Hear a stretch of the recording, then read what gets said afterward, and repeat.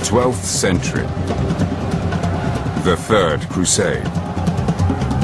Two great leaders would come to symbolize the struggle between the empires of Islam and Christianity.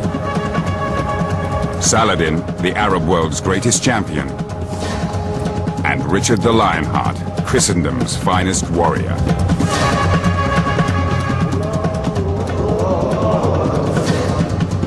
Divided by religion, they would be brought together in holy war. Driven by honor, obsessed with fame and power, Richard and Saladin would ascend into legend, fighting for the sacred city of Jerusalem.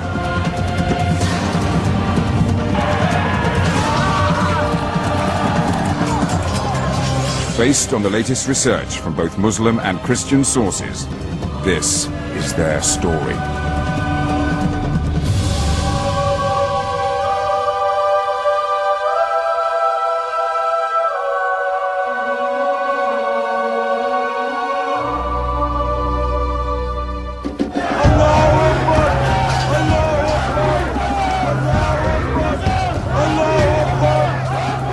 In 1187, a Muslim army battered at the gates of Jerusalem. United behind Saladin, the most powerful commander they'd ever had. For 4 generations, the holy city had been in the hands of the Christian infidel. Now Saladin was poised to reclaim Jerusalem for the Muslim world.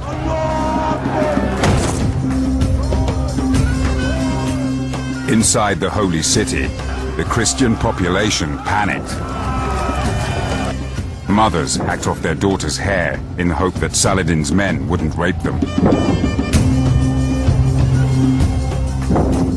Monks hid their sacred icons.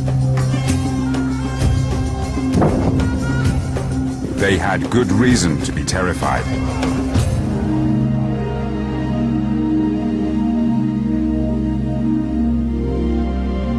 Saladin was driven on by the terrible events of the First Crusade, 88 years earlier.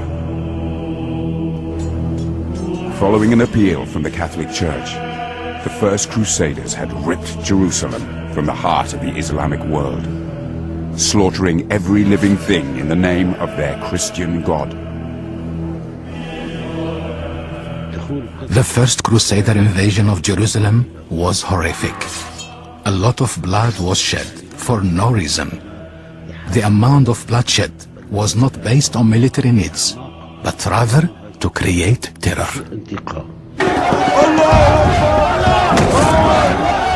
Now, Saladin had gathered his own terrifying army. He believed that soon Jerusalem and victory would be his. Islam could take its revenge for the First Crusade.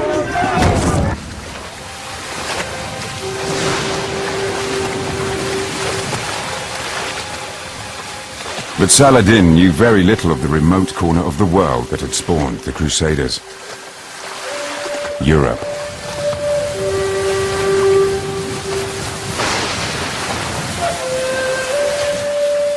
Europe was considered to be a cold, foggy, ambiguous place where people actually didn't have a clear idea how to govern themselves. Their religion wasn't clear to them, and they didn't have a proper culture or civilization. And what the Arabs had in mind was philosophy, medicine, music, literature, poetry. And the Europeans were thought to lack all of these things.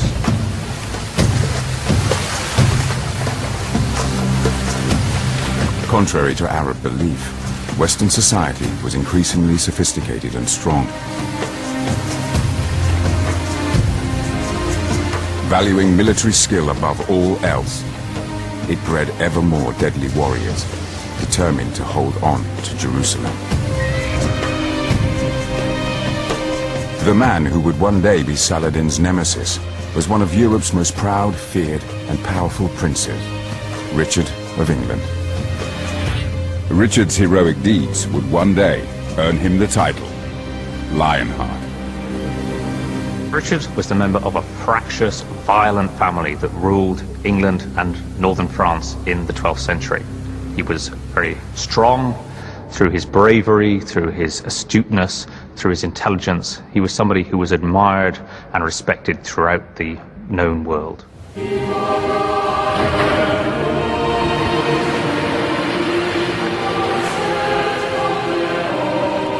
A devout Catholic, Richard came from an intensely religious society, obsessed with Jerusalem. The Holy City was thousands of miles away, but it was the epicenter of his faith. Here, Jesus Christ had lived and died. Since the First Crusade, generations of knights had fought to keep it in Christian hands. It was a deeply felt belief within Christian society at this time that if the land on which Christ had walked, if the city in which he was buried was not in Christian hands, that was an affront to their God, that their God would feel that they had let him down.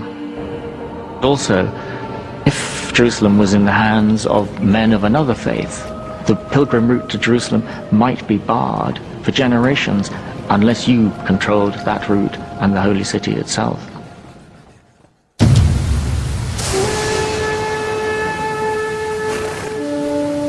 Prince Richard knew he had an obligation to Jerusalem, that he might be called on to become a crusader. As he honed his skills fighting Christian rivals in Europe, the holy city was never far from his mind.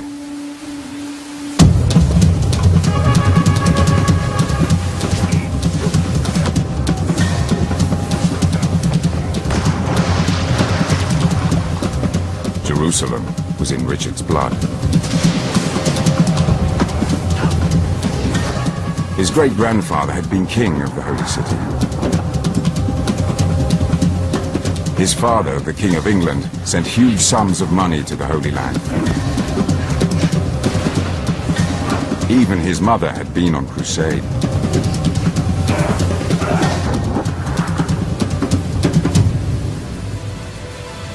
It was natural that Richard would follow in his ancestors' crusading footsteps.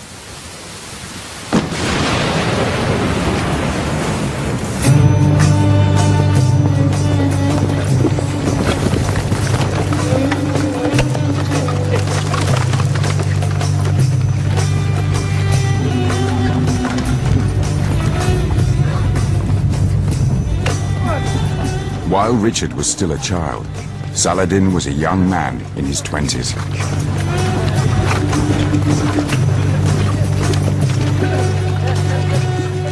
As a polo-playing cavalry officer, he never imagined a future as one of the Arab world's greatest heroes. He wasn't even an Arab.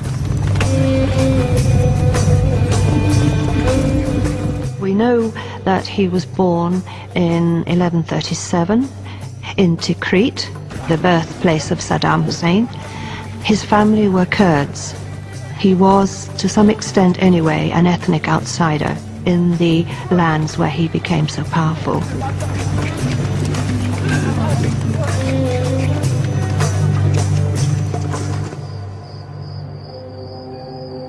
As Saladin came of age, descendants of the first European crusaders, known as the Franks, were fortifying their new kingdom of Jerusalem. Their growing network of crusader castles was a clear sign that they intended to stay and colonize Arab territory.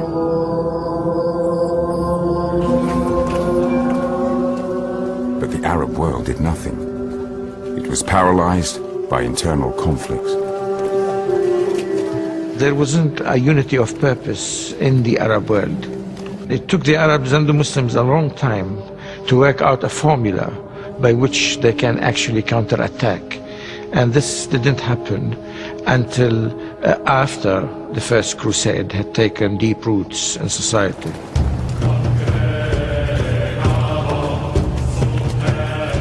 As a young man, Saladin was under the command of his warrior uncle, Shirkuh, in Egypt. In time, Saladin would unite the feuding factions of the Arab world and take on the Crusaders. But like Richard, he began his rise to power, fighting his neighbors.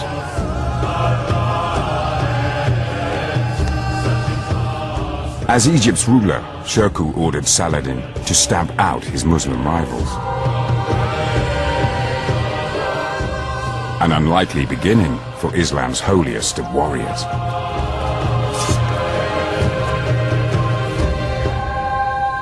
But a twist of fate would change his life forever. Shirkuh died from overeating. As his nephew, Saladin took command. It slowly dawned on him that he was destined for leadership and that this suited him, and people were willing to follow his leadership, and he built on it.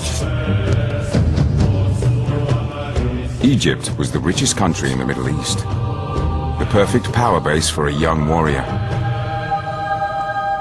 As soon as he became ruler of Egypt, Salah ad-Din conceived of the idea of setting up a monarchy.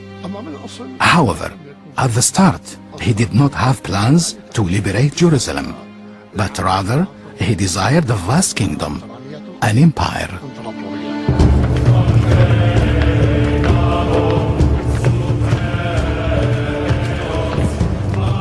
Saladin spent the next decade attacking his Muslim neighbors.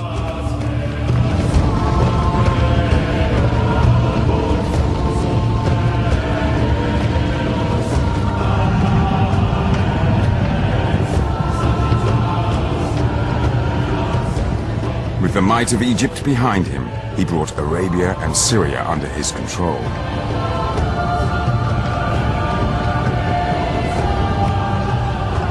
Only a small enclave was left untouched. The Crusader-occupied Kingdom of Jerusalem.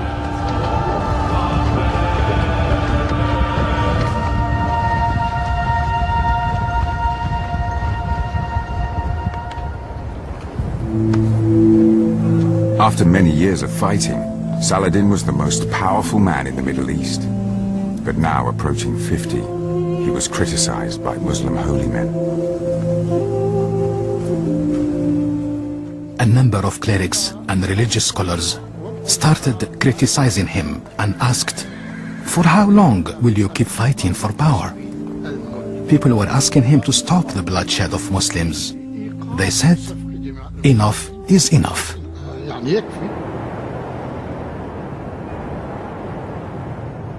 Driven by ambition, Saladin had killed many Muslims on his rise to power.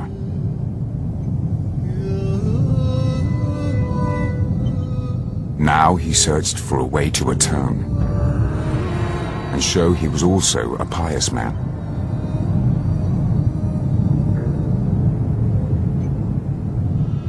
The answer only came to him after a near-death experience.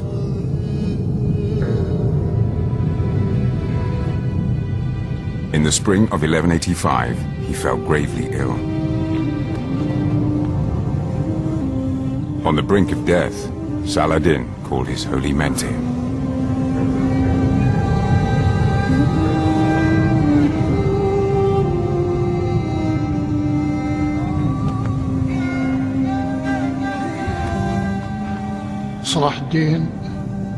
Salah ad-Din lived in a religious atmosphere. He believed in the mystical power of holy men and supernatural actions or miracles.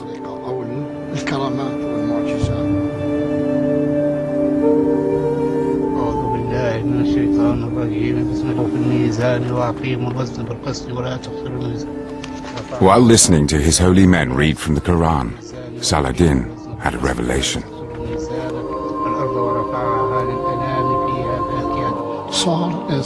He became obsessed with the idea of liberating Jerusalem, and that such a task would bring him forgiveness of his sins and God's rewards.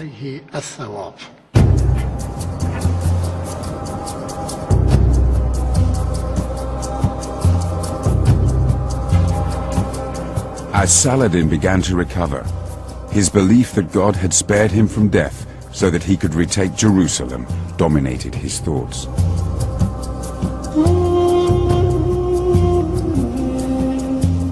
He started to realize how he could both do God's will and unite the Arab world under his leadership. He would use the power of religion to create an indignant rage in the people of Islam. He would call for a jihad, a righteous struggle in which all good Muslims were obliged to rid the occupied territory of the infidels.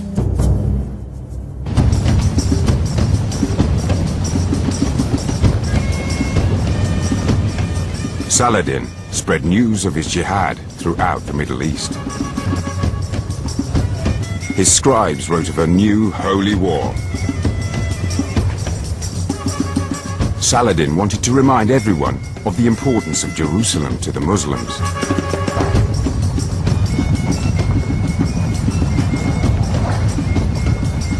It was the place where the Prophet Muhammad went to heaven to speak to God. The holy city had to be taken back. He used religion because that's all they had. This is the culture.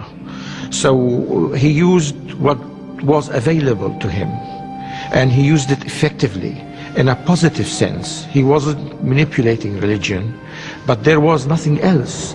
This was the only element which could bring people together and make them feel that there was an ideal they were striving for.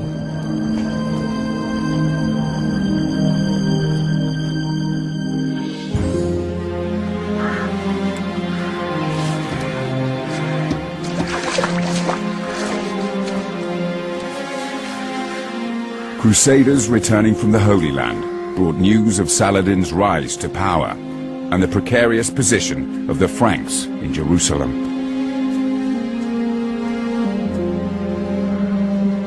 But Richard and Christendom's other European leaders were preoccupied fighting each other. They felt they could spare no men to intervene in the Holy Land.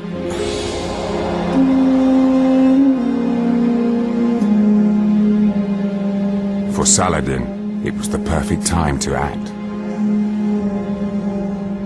Once Saladin had built up this confederation of people from Egypt, Damascus and northern Syria, and created this moral pressure on people to join in his jihad, he then had to deliver.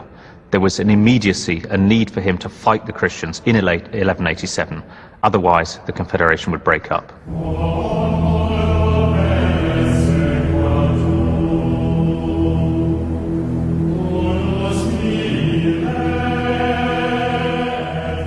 Inside the holy city of Jerusalem, the occupying Franks feared the united Islamic forces.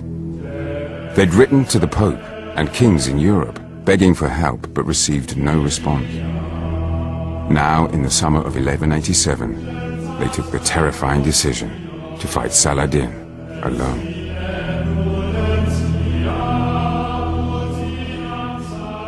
It's not a decision that people took very often in the Middle Ages.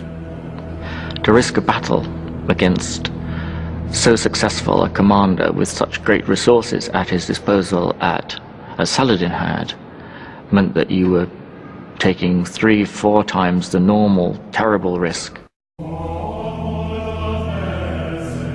The Franks in Jerusalem put their faith in an extraordinary weapon. A fragment of wood on which they believed Christ was crucified. To medieval Christians, the true cross was imbued with great power.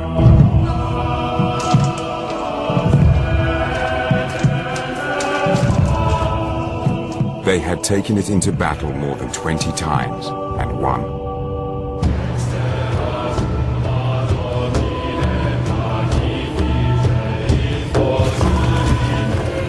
Heartened by the presence of the true cross, the Knights of the Kingdom of Jerusalem marched out to face Saladin.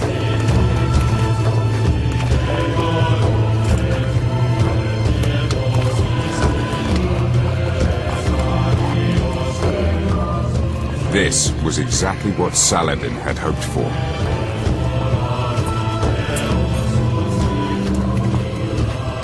Luring the Franks away from the safety of Jerusalem's walls, he drew them 20 miles into the barren hills of Hattin.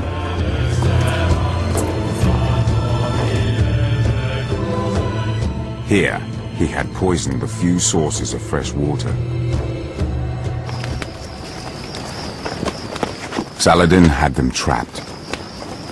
Now, at Hattin, he would confirm his authority amongst the other Arab leaders by unleashing his great Islamic army on the Franks.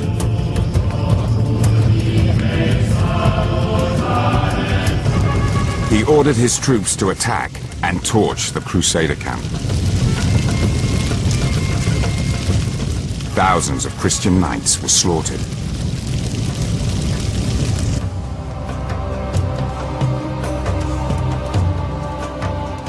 At Hattin, Saladin destroyed the bulk of the Franks' army.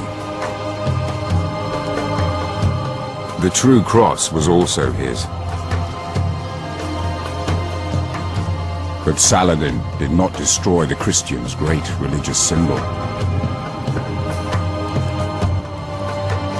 To Saladin personally, the true cross was a worthless piece of wood. As a Muslim, he believed that Christ was a prophet, but he did not believe that he was the Son of God, and therefore he could not attach the same spiritual significance as the Christians did to this object.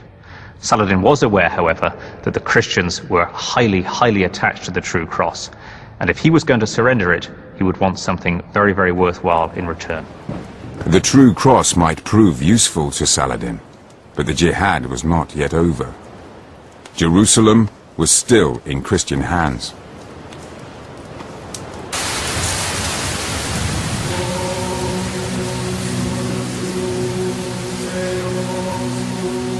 It took 2 months for news to reach Europe from the Holy Land.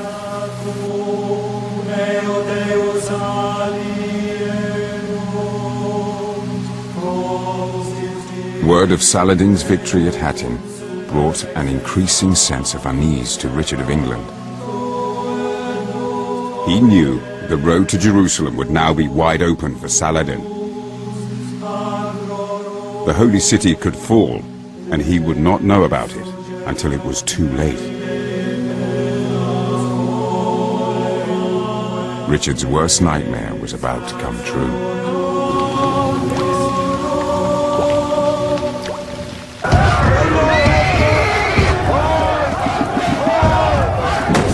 Just weeks after his victory at Hattin, Saladin reached Jerusalem.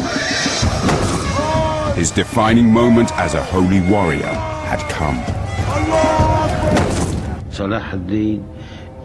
Saladin wanted Jerusalem, not just because of the importance of the city to Islam. The message of the first Crusaders had been, liberate Jerusalem from the barbaric Muslims. Saladin wanted to neutralize that message.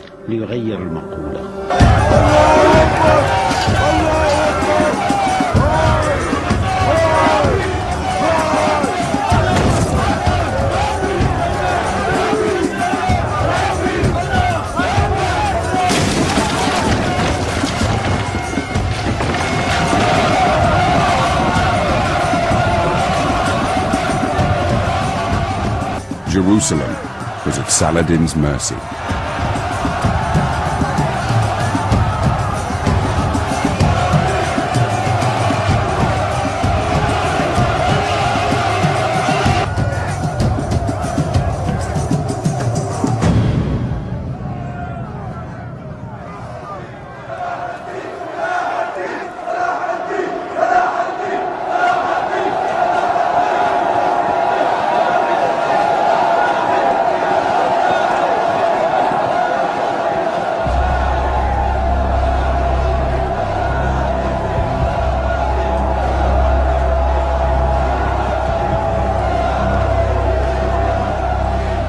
As liberator of Jerusalem, Saladin guaranteed his place in history.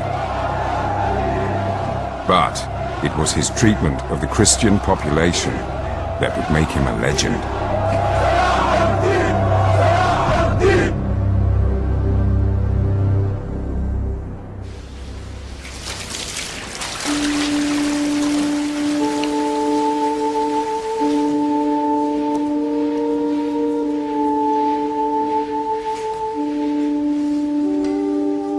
Saladin decided not to cleanse Jerusalem with Christian blood.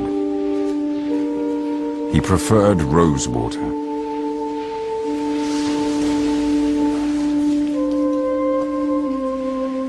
Muslim soldiers turned their energies to purifying the holy places.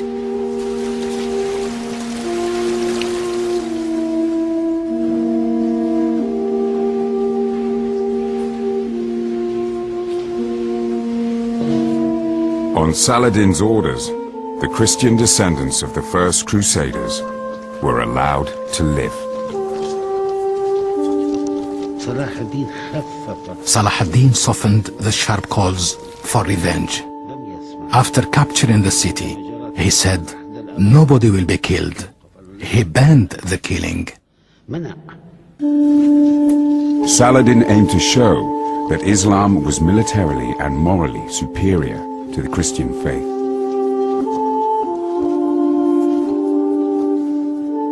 Saladin decided to teach the Crusaders a lesson.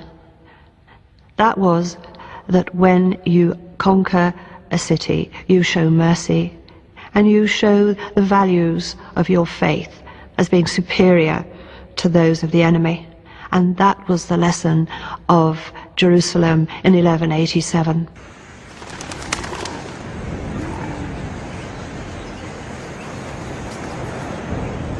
For the first time in 88 years, Muslims could pray in Jerusalem.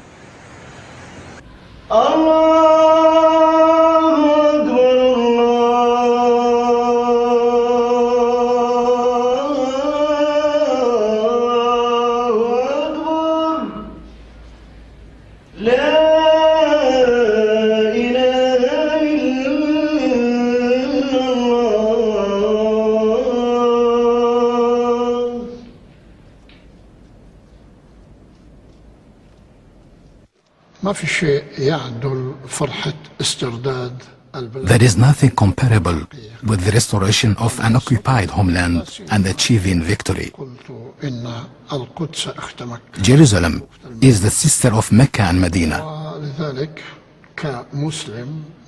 So being a Muslim and an Arab, a lot of passions accumulate. Saladin had a feeling of unlimited exaltation, and he became then the main leader in the Islamic world.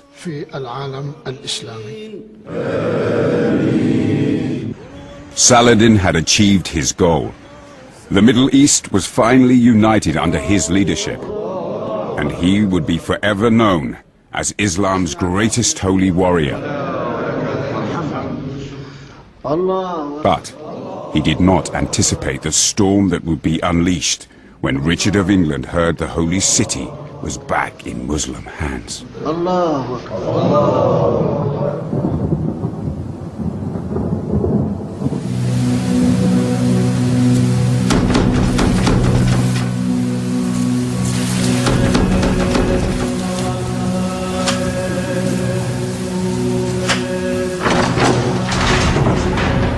loss of Jerusalem was a disaster for Richard and the Christians in Europe.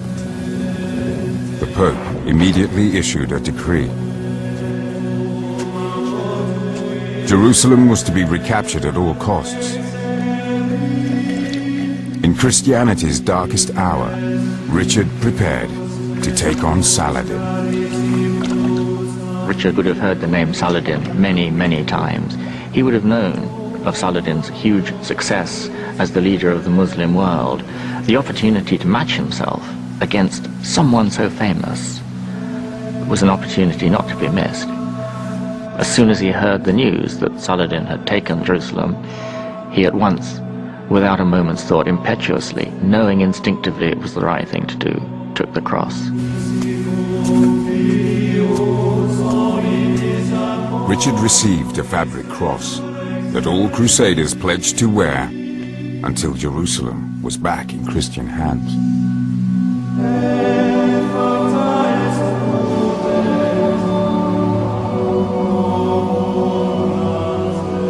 Richard would know that if he could lead a crusade that recaptured Jerusalem, he would go down in the annals of history as one of the greatest heroes of Christendom.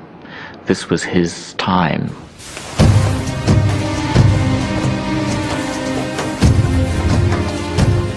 When Richard, the greatest knight in Europe, became a crusader, thousands followed his example. Men prepared to leave their families.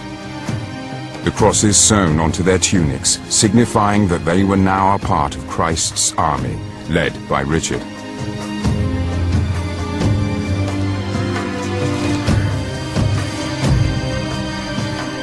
Men who had never left their villages would travel 2,000 miles to join him in the fight for Jerusalem.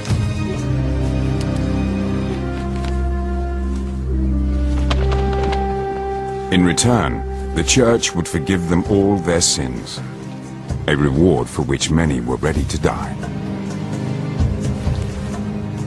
Crusaders embarking for the Holy Land must have felt an enormous mix of emotions. They were leaving their wives, their families. They themselves were going into the unknown. They were going into lands that they hadn't seen or experienced before. They knew from previous crusades you probably had a 1 in 3 chance of dying or not coming back. So great fear, and also a sense of moral right. They felt crusading was a good purpose.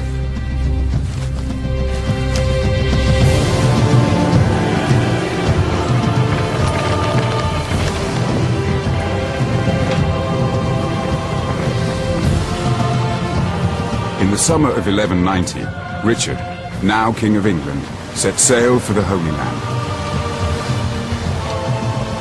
Richard had spent a fortune on provisions. It was said he would have been prepared to sell London to aid Jerusalem.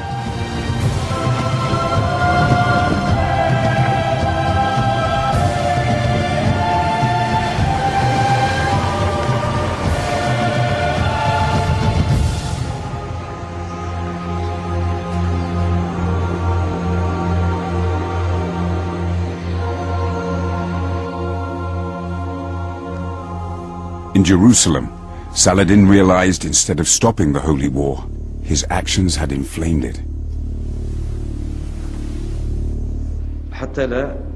Saladin's council was becoming increasingly concerned. They knew that Richard's army was sailing to join Franks released from Jerusalem, who had regrouped 100 miles north and were now besieging the Muslim port of Acre.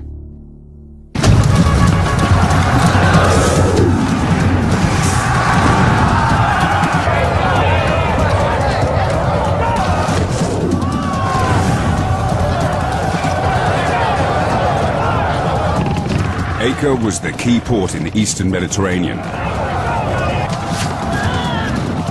If the Christians could seize it, they would secure a bridgehead into the Holy Land.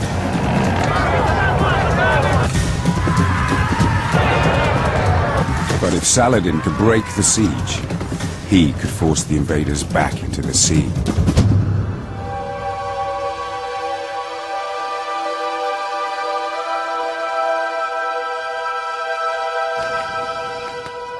When Saladin arrived at Acre, he ordered his army to surround the Christian besiegers. But the Crusaders were too deeply entrenched for him to win another dramatic victory.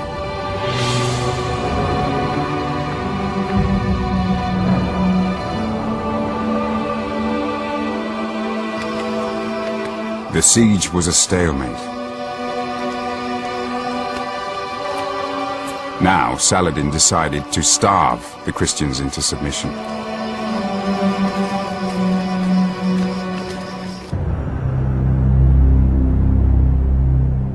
In the Crusader camp around Acre, food was so scarce, mounted knights were forced to eat grass. They had already eaten their horses.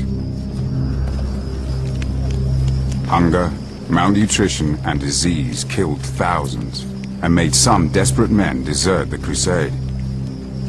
A few even converted to Islam and went over to Saladin. The Crusaders' tenuous hold on Acre was slipping away.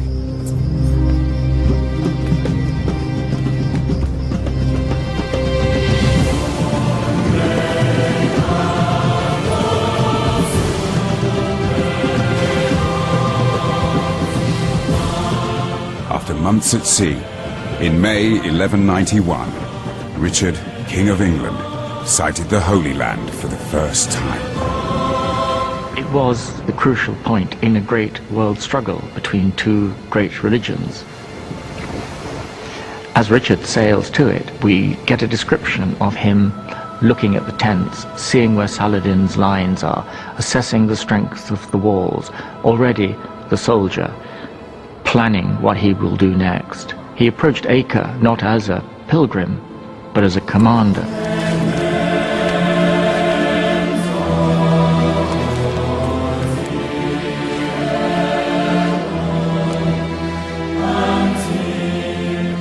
Richard's arrival brought a new sense of hope to the desperate men at Acre.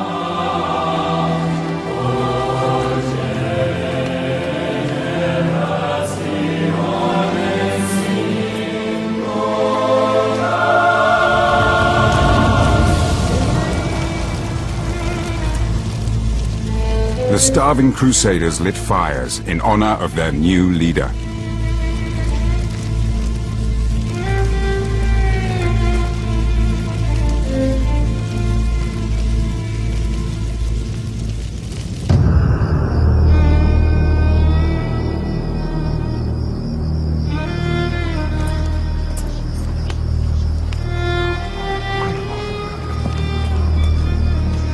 In the Muslim camp above Acre, Saladin sensed that in Richard he would face a difficult opponent.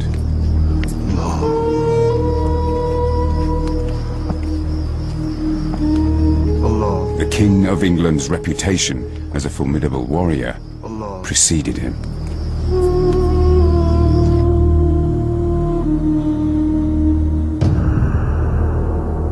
But at the city walls, the Crusader catapults were quiet. Richard was ill with the deadly camp fever and incapable of fighting. He was confined to his sickbed, but Richard knew there were other ways of winning a war. One of the first things he did was to send a message to Saladin saying, "Can we have a summit meeting? Let's you and I meet face to face and sort this out." Now, no crusading commander had ever done anything like this before. It was unprecedented. Richard sought to establish a personal relationship with Saladin to try and win the war with diplomacy. The idea that they were not just your great enemy whom you fought and hoped to send to hell, but someone you could talk to. Partly it's Richard's belief that he could persuade people. If only he could meet them and talk to them, then he could get through to them. They could bring an end to the whole business of the crusade on terms that suited Richard by talking to Saladin himself.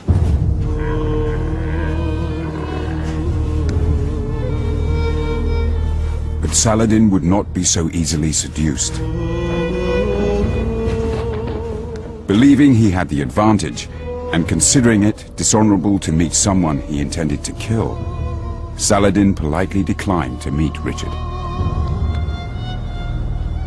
I think Richard was taken aback when Saladin refused to meet him. He thought he was a persuasive character, but this didn't apparently cut ice with Saladin, in the sense that he first of all didn't trust Richard. He thought he would never keep his word. Second, he thought there was no possibility of reaching a peace treaty with Richard.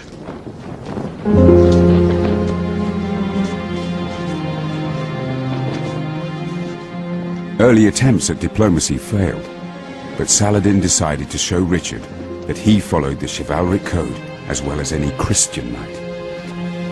He sent the ailing King of England a gift.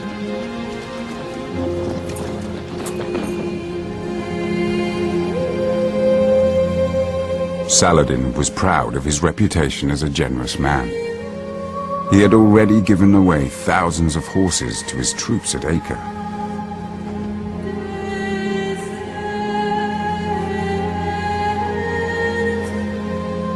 To Richard, he sent fruit for his illness.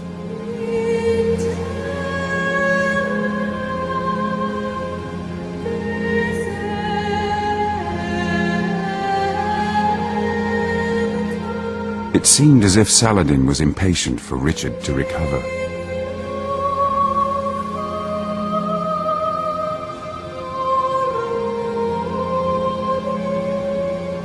Soon, Richard was well again, and he descended on Acre.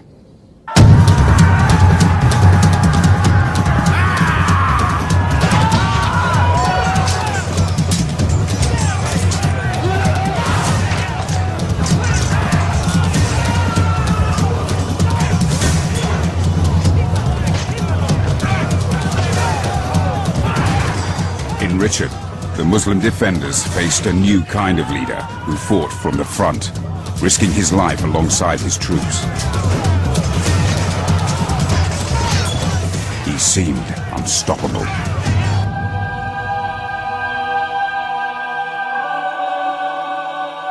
The Muslim defenders were facing the crunch. The arrival of Richard meant that the pressure exerted by the Christians was now almost unbearable. They were very, very short of food, and Saladin didn't seem to be able to offer them relief. From his hilltop camp, Saladin could do little to help. But he refused to let the Muslims in Acre surrender.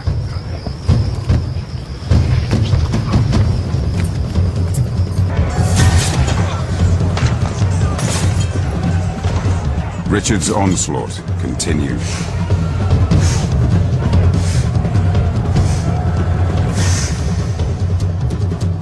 The Muslims resisted for almost a week, and still no relief came from Saladin.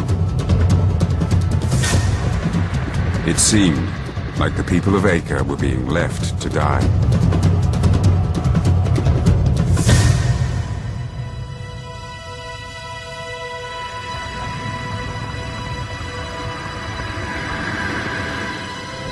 Eventually, without Saladin's permission, they gave up the fight.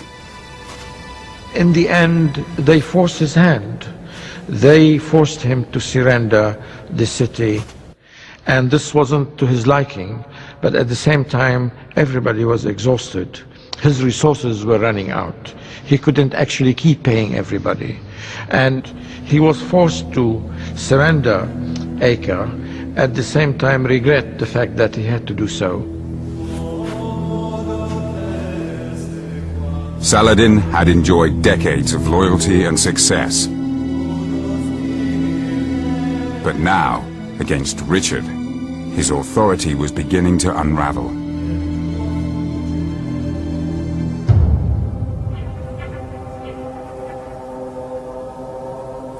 Christianity's new holy warrior had brought his own brand of hell to the Orient.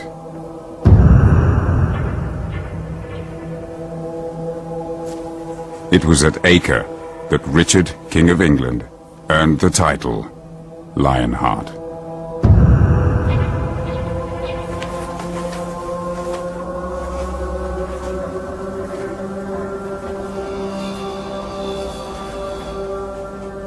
Victory at the Siege of Acre was a great breakthrough for Richard. It meant that the Christians had been blessed by God. How else could they explain their victory? It also, in strategic terms, he knew would be a big step forward. It would help to break the power of Saladin, would help open the way to the holy city of Jerusalem.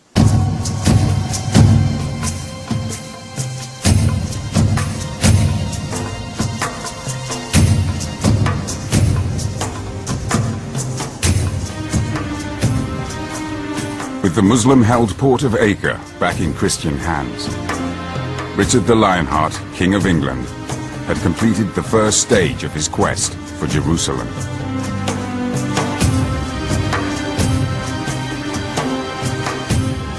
He thanked God for his recent victory. But now, instead of marching on the holy city, he found himself guarding 3,000 Muslim prisoners in Acre's dungeons, taken hostage after the battle. He sent envoys to Saladin's camp to negotiate for their release.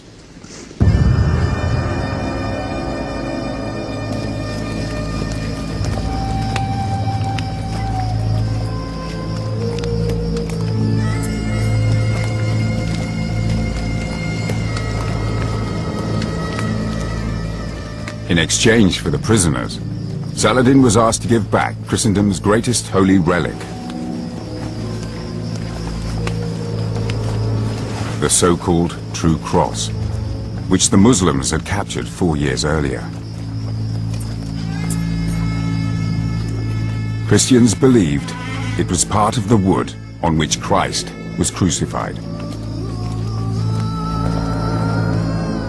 Saladin knew Richard valued the True Cross highly, and hoped the Crusaders would not want to continue their march on Jerusalem without it. Risking the lives of 3,000 of his fellow Muslims, he delayed the exchange. Stuck in Acre, Richard's crusade ground to a halt. As the weeks passed, his fellow holy warriors occupied themselves in Acre's famous brothels.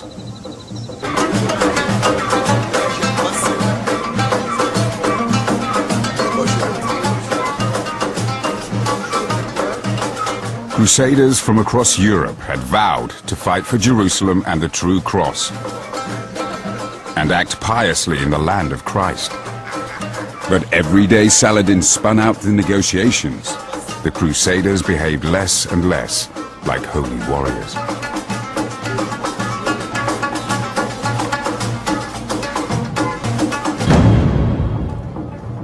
In the dungeons below, the Muslim prisoners could not understand why Saladin continued to delay. They grew more and more fearful.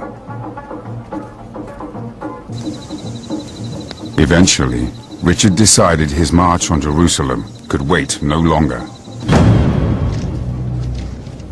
He ordered the prisoners to be taken from their cells. They couldn't just stay at Acre, as month succeeded month, waiting perhaps endlessly. To leave so many fighting men in captivity in Acre would have entailed money. A great many men would have to guard them. This, he calculated, was a cost that he could not bear.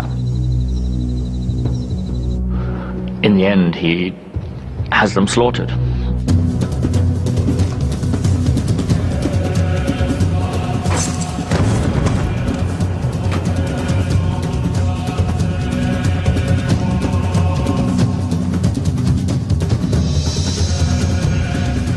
Zealous Christian knights believed slaughtering the Muslims was God's will.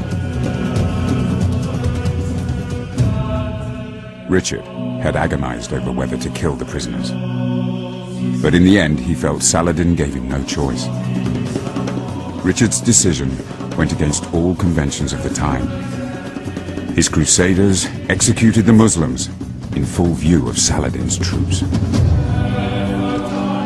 According to the codes of warfare in the Middle Ages, you simply captured prisoners and exchanged them or ransomed them. You never killed them. They're supposed to be worth something.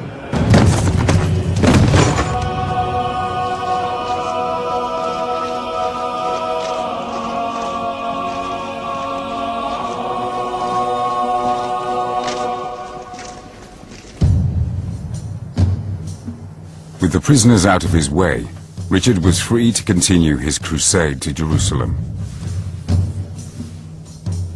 And with his new reputation for brutality, other Arab cities would now think twice before opposing him. Saladin was furious. He ordered the True Cross to be taken to his treasury in Damascus.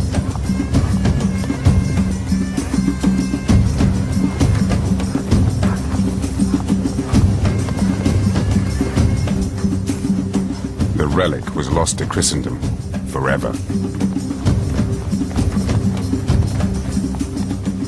Now, with neither man trusting the other, both Richard and Saladin prepared to intensify the holy war for Jerusalem.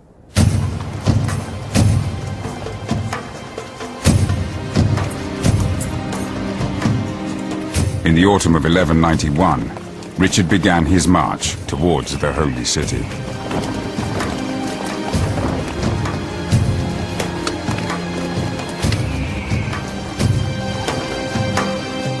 The first stage on the road to Jerusalem would take him to the port of Jaffa, 60 miles to the south.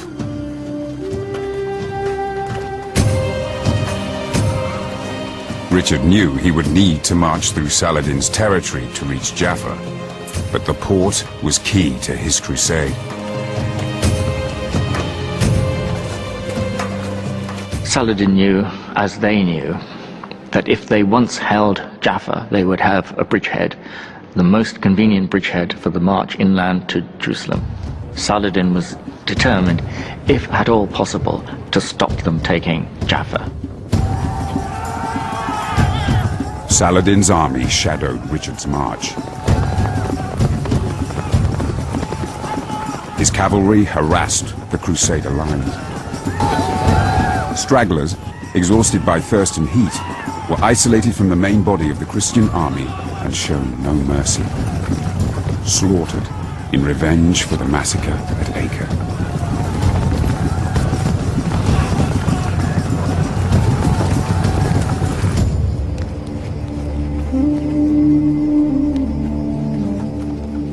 By night, the full force of the treacherous situation the Crusaders found themselves in hit home.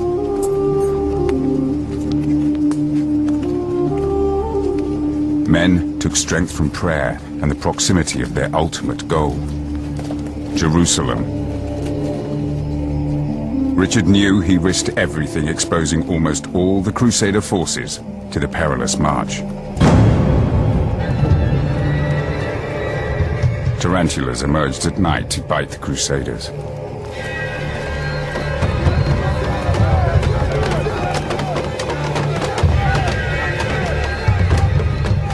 Terrified men beat shields to drive the vermin away.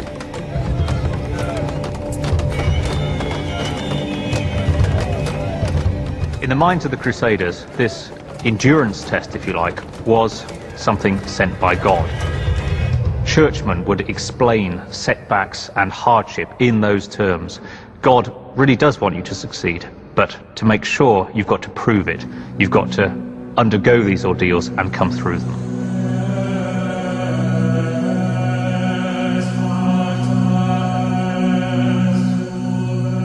Richard expected the greatest test was yet to come. An all-out attack by Saladin.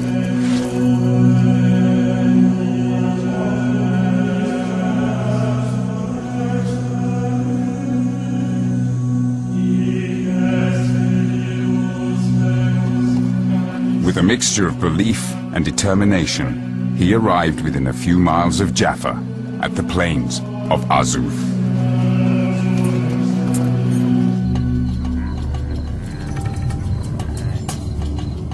At Azuf, Saladin intended to stop Richard with an all-out attack. Saladin risked a full-scale battle to stop this steady march southwards. The Crusaders were determined to get to Jaffa. There was a head-on conflict between the two great armies.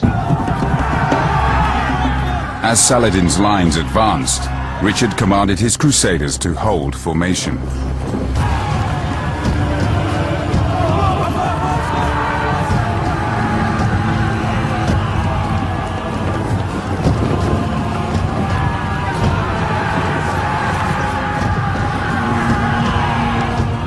Then, against Richard's direct order, two knights seeking glory broke ranks.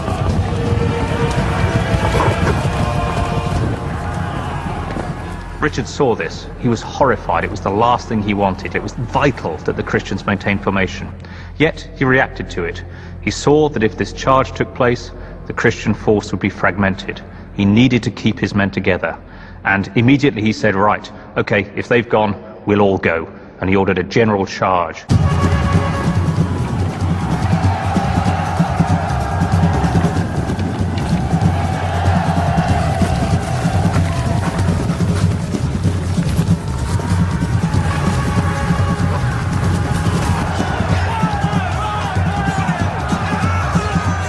Within minutes, Richard turned the tide of the battle.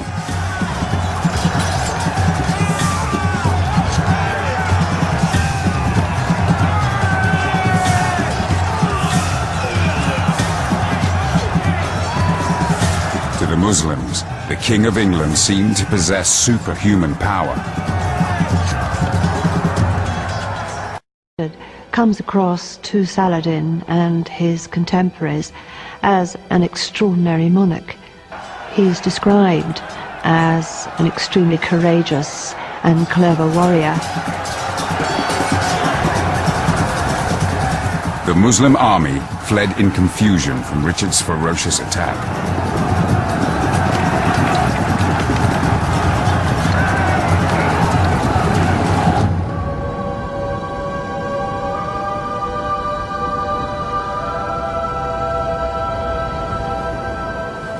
After the carnage, despite overwhelming odds, Richard found himself victorious again.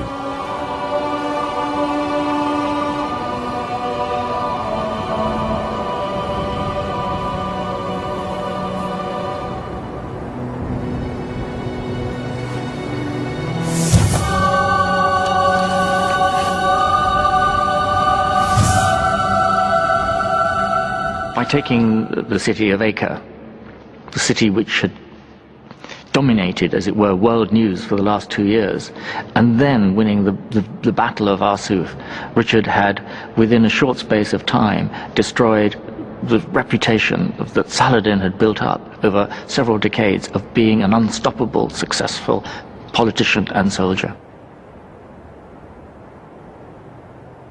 With Saladin now defeated, Richard entered Jaffa unopposed.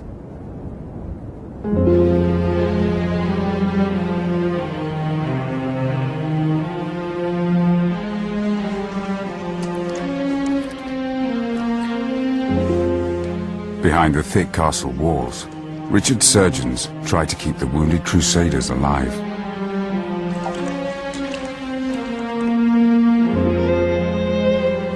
Many of these exhausted men would now be expected to march inland to Jerusalem. Hundreds had fallen, and every death made Richard's quest more and more difficult.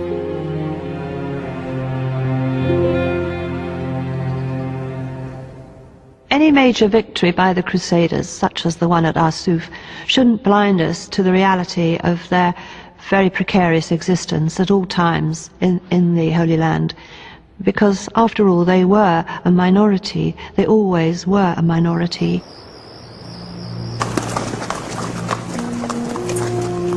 Inside Jaffa, Richard began to realize how vulnerable his crusade was.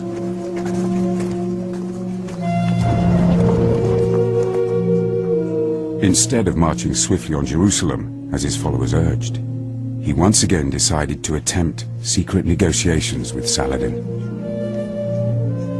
Trying to capture Jerusalem simply by military means is phenomenally dangerous. It will be much better if Saladin can be persuaded by diplomatic means, by negotiation, to allow Jerusalem to be handed back to the Christians.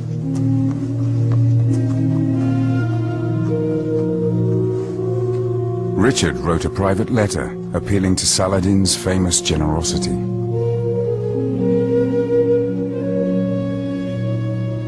The Muslims and the Crusaders are bleeding to death. The country is utterly ruined. Lives have been sacrificed on both sides. The time has come to stop this. Jerusalem is for us an object of worship. It must be consigned to us.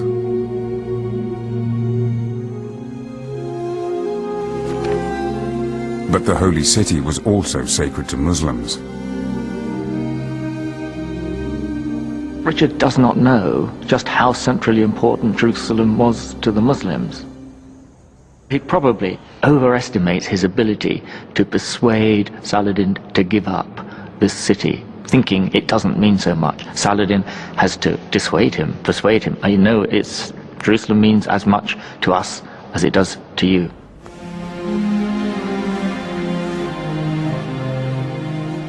Saladin sent his brother Al-Adil with his response to Richard's request.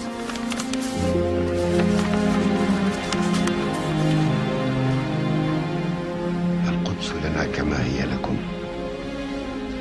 وحرمتها عندنا مقدسة أكثر ما هي. Jerusalem is ours as much as yours. Indeed, it's even more sacred to us than it is to you. Do not imagine that we can renounce it or waver on this point. The land was originally ours, whereas you have only just arrived.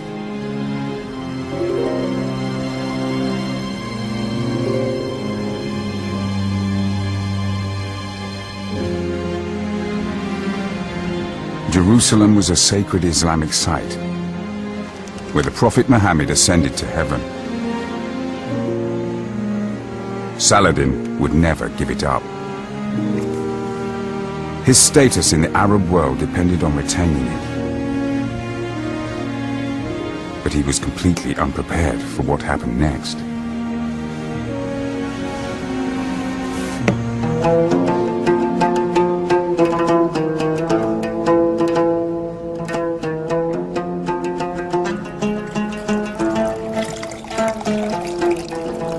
Richard and Al-Adil continued to meet and became close friends. They discovered they had a great deal in common.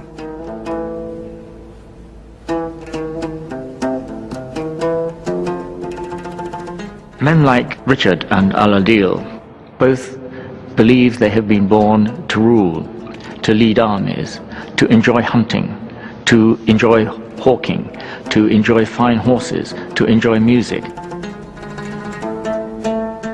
They have so much in common that once they get talking, it's not surprising they appreciate each other's qualities.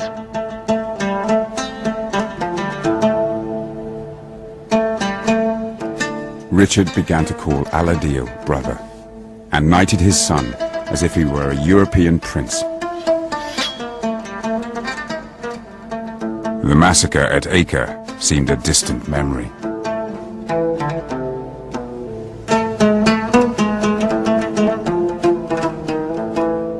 Once he has met with Saladin's brother Al-Adil, he felt these were not merely stereotypical nightmare figures of some horrible, hideous alien people.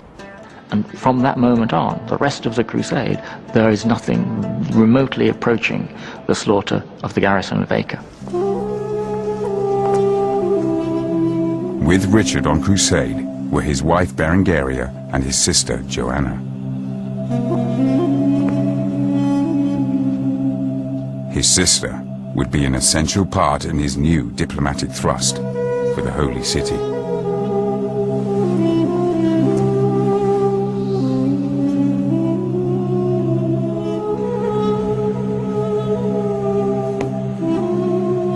Al-Adil sent a letter to Saladin outlining a radical new peace proposal. The King of England suggested Al-Adil should marry Richard's sister Joanna and jointly share the Kingdom of Jerusalem. This, on the surface, is a terribly strange idea. A Christian princess marrying a Muslim prince. It's a very interesting tack by Richard. I think what he's doing there is trying to divide off Al-Adil from Saladin. He's suggesting that Al-Adil should become the ruler of Jerusalem in his own right. He's trying to exploit tensions within the Muslim camp.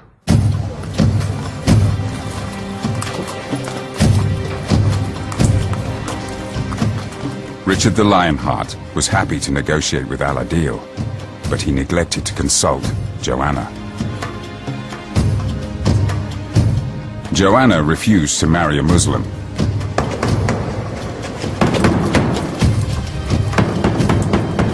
And Al-Adil refused to convert to Christianity.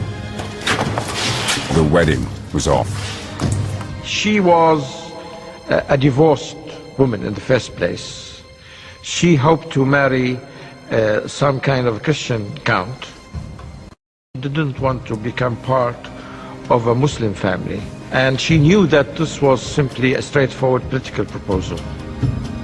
When Richard's secret dealings with the Muslims were revealed, his fellow crusaders were scathing.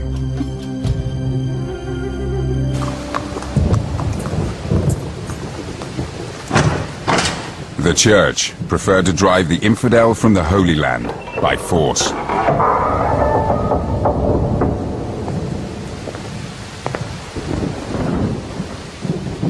Richard had little choice but to heed the demands of his increasingly impatient army. Reluctantly, he prepared to face the dangers of the treacherous winter road to Jerusalem.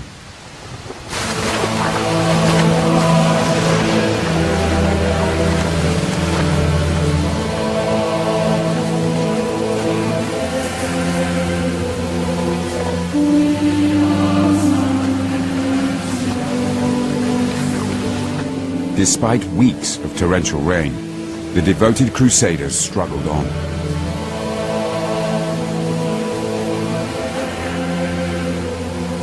But the nearer Richard got to his goal, the more worried he became.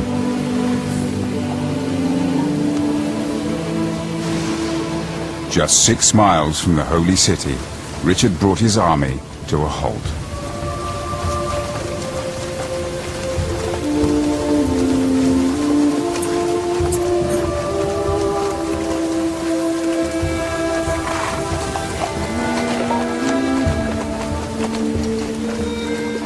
He held council with a group of local knights who had made the Holy Land their home and were concerned about the long-term future of the Crusader kingdom of Jerusalem.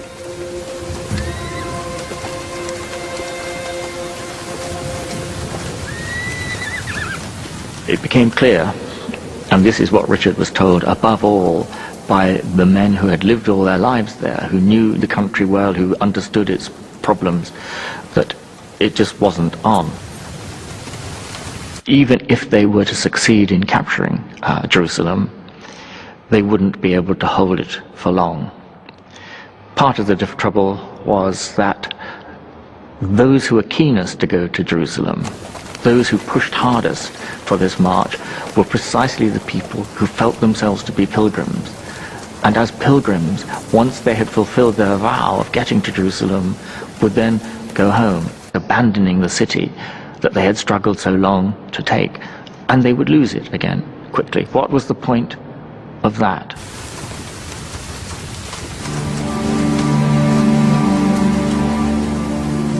Richard could see no point in pressing home the attack, only to lose Jerusalem a few months later.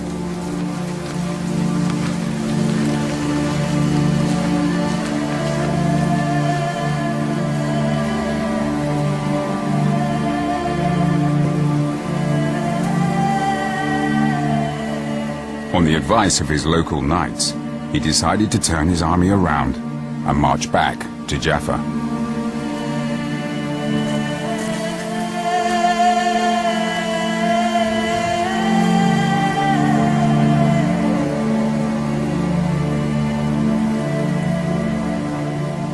The idea of not going to Jerusalem provokes outrage and uproar in the Crusader army. They committed themselves to the cause of Christ. They wanted to complete their pilgrimage. And here was their leader, their esteemed leader, telling them that it wasn't possible. They couldn't understand it. They felt, some of them felt very betrayed, some of them felt almost that Richard was being a coward. But the reality was, their leaders said they had to turn around and go back.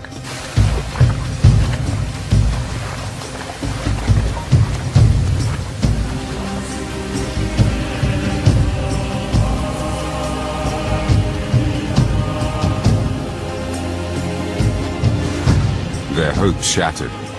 Many pilgrims died of exposure.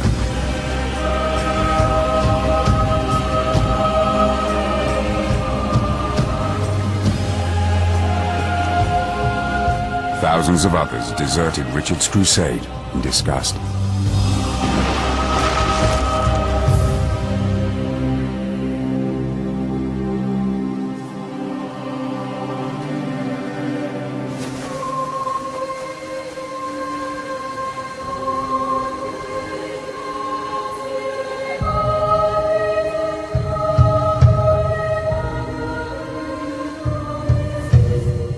In Jerusalem, Saladin gained little political capital from Richard's retreat.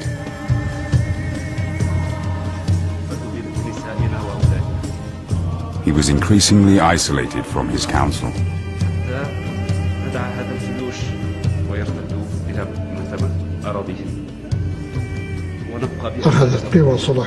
Saladin's power started declining. He had reports that it was becoming impossible to find soldiers or supplies.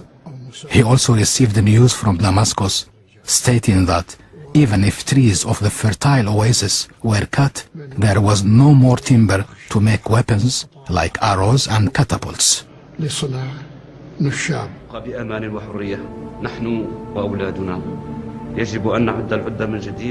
As time passed, Saladin became more and more vulnerable. It was becoming increasingly clear that if Richard tried to attack Jerusalem again when the weather improved, the holy city would be almost impossible to defend.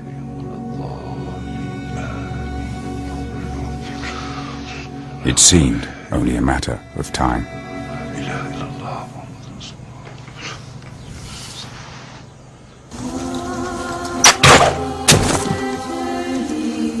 In Jaffa, Richard attempted to rally his troops after the bitter disappointment of the failure to reach Jerusalem.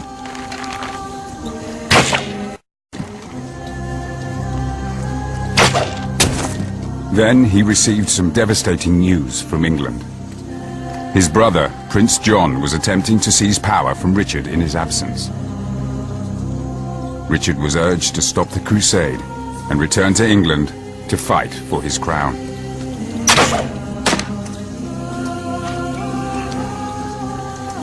We know that he was flung into depression, withdrew into his tent, wouldn't talk to people for a while.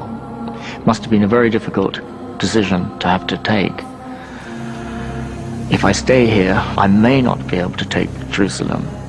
And if I stay here trying to do the impossible, maybe I will lose my kingdom back home. If I give up Jerusalem and head straight back to counter my treacherous little brother John, it may be that I shall get there too late and he will have taken over anyway. And I shall have abandoned Jerusalem.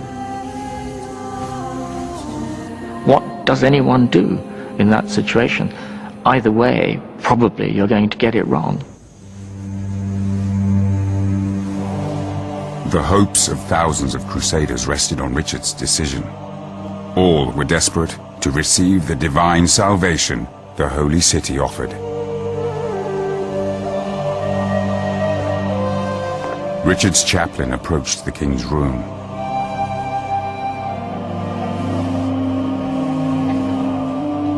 In a desperate plea, he attempted to shame Richard into making the decision they all yearned for.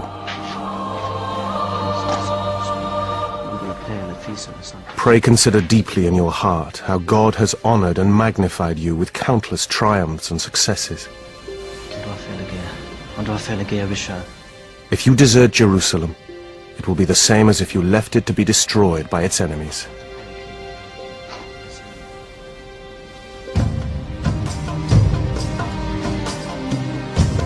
As the weather improved, Richard's inaction threatened his reputation as a holy warrior. It seemed he had little choice but to make one last advance on Jerusalem. He had to risk it, even though he must have known it was probably impossible. But not to try it when the moment came would have been a moral cowardice which he did not think he was capable. As Richard's army approached Jerusalem for the second time, Saladin met with his council of emirs. This time, they felt certain Richard would crush them.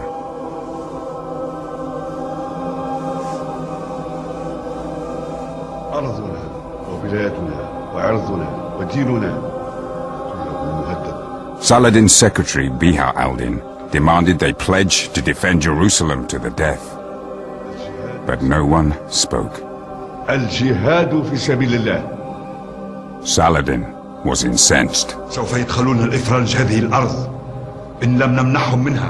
If you give way, the Westerners will roll up this land like the rolling up of a scroll.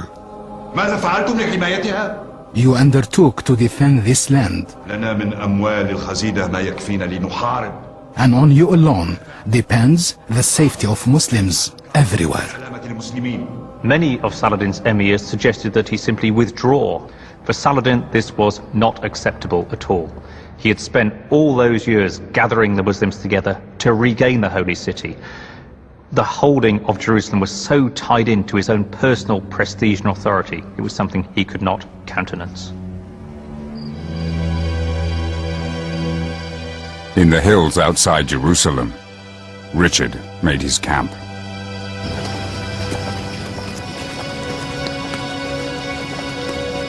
Crusaders prepared for martyrdom.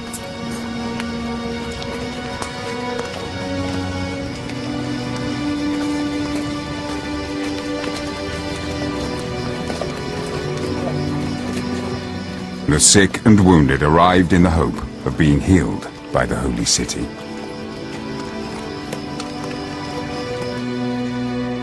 Richard was tantalizingly close to his ultimate goal. But on the eve of battle, he was haunted by the fear of failure. There's a story told that on one patrol, he got close enough to Jerusalem to be able to see the holy city itself.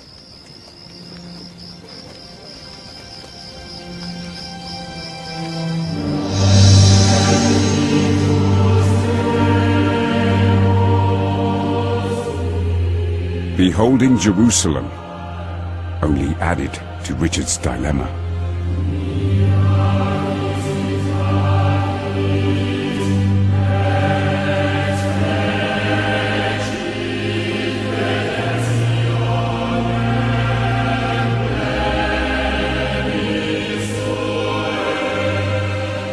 Realizing that he was so close, he flung up his cloak, covered his eyes, saying, "I will not see that which I cannot capture." Just as before, the closer Richard got to taking Jerusalem, the greater his doubts became about holding the city.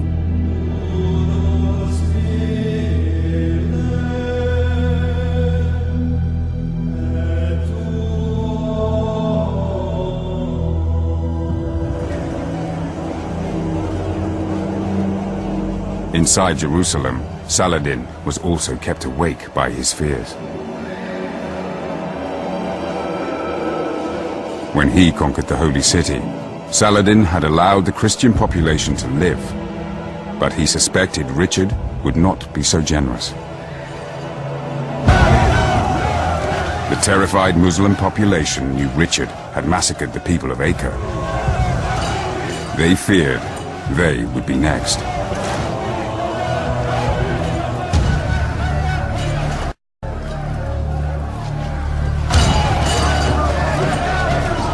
They prepared to defend their holy city with everything they had.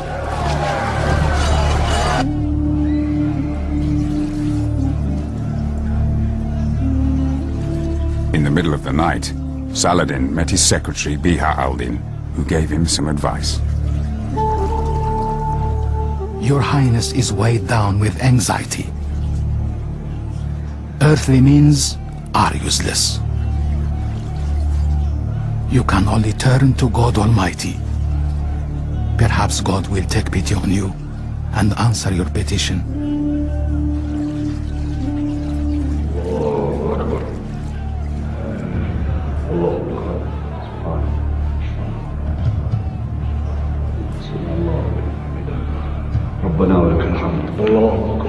Saladin and the whole of Jerusalem braced themselves for Richard's onslaught.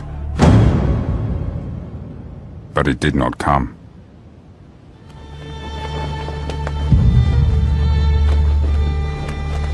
The Crusader camp was deserted. On the verge of achieving his goal, once again Richard had ordered his men back to the coast.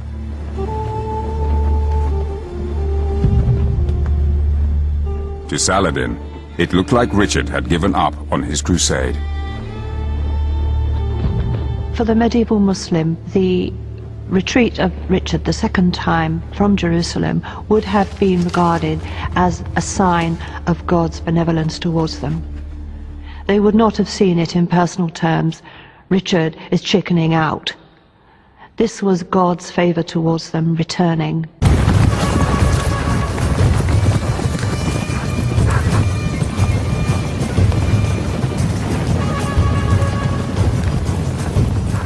Richard had retreated to Acre. Now Saladin seized the initiative and descended on Jaffa.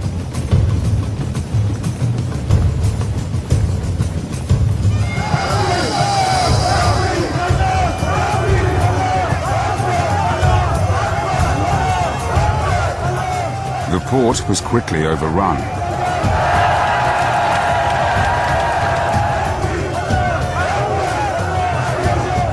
Like his conquest of Jerusalem, Saladin tried to stop the looting and sacking of the city. But his troops had begun to resent his generosity to the Christians, and many ignored his command.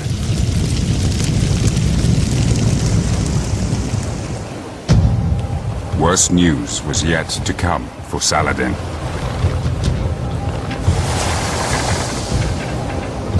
Richard may have forsaken Jerusalem, but when he heard Jaffa was threatened, he raced with only a handful of men to save the port.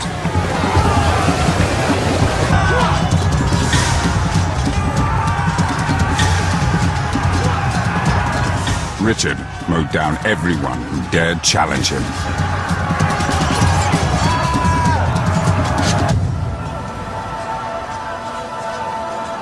Saladin commanded his men to keep fighting, but his orders carried no weight. His top-ranking officer said to him, "Let your bastards who prevented us from looting go and fight him."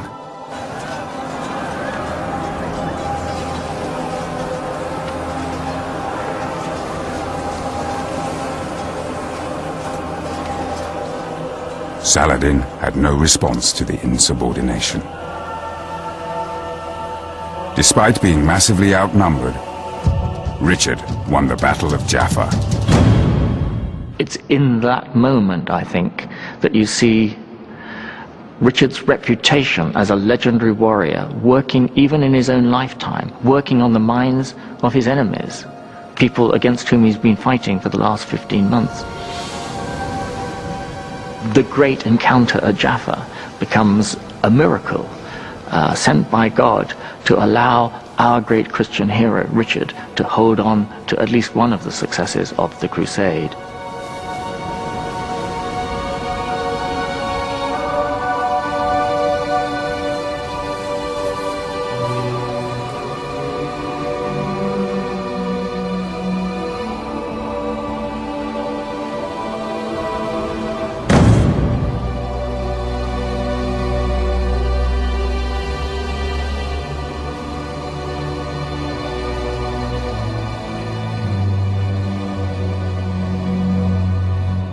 With Richard sick from exhaustion, neither man could continue.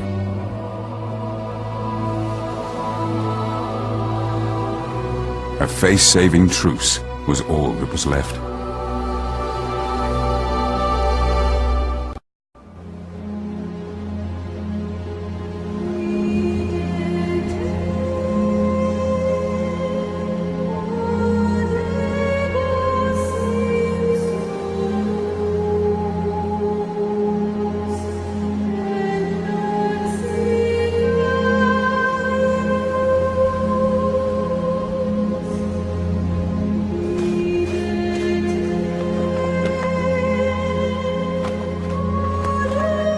At Jaffa, Richard had saved his reputation as a holy warrior, but his crusade was over. The ultimate prize, Jerusalem, would never be his.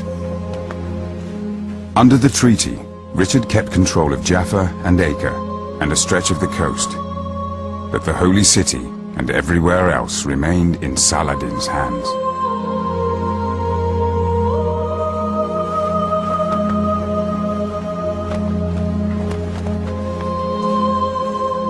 There was neither victor nor vanquished. At the same time, Saladin had clearly won a decisive victory in regaining Jerusalem, and as long as he managed to keep it, the other side would consider this to be some kind of a defeat. Although the truce confirmed Jerusalem as his, for Saladin it was too late. His authority over his empire was on the verge of collapse. He died 6 months later, aged 56.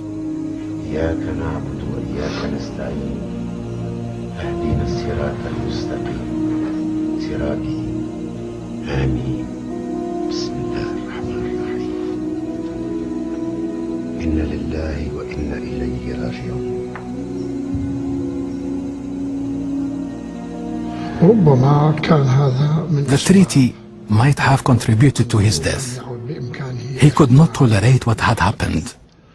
In many cases, when a hero collapses, then either he commits suicide or he dies under the stress of what he's been through. Richard left the Holy Land in 1192. He had marched on Jerusalem twice and failed. Thwarted by his own caution, as much as by Saladin.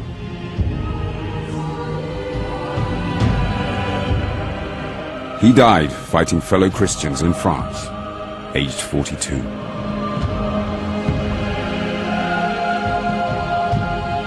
Even though Richard did not manage to recapture Jerusalem for the Christians, his reputation was made. On the international stage, he had fought with honor, with glory, and with a large amount of success. Everybody recognized that. The Christian world, the Muslim world. His status moved to a new level. He became the standard which kings and warriors should aspire to. Richard and Saladin gave everything for love of Jerusalem. Even in Europe, Saladin gained a glowing reputation. In the first guide to Christian chivalry, he was the leading example. Saladin is the most famous Muslim in the whole world, after the Prophet Muhammad, of course. His legacy is with us even today. He symbolizes virtue, magnanimity, and generosity, and was a worthy person for medieval Europe to admire. Richard and Saladin never met, but their epic struggle set the tone for religious conflict for centuries to come. In their own lifetimes, chroniclers imagined how unstoppable they would have been if they had worked together. Putting aside sins, if anyone could give Saladin's noble qualities to King Richard, and his to Saladin, then the whole world could not furnish two such princes.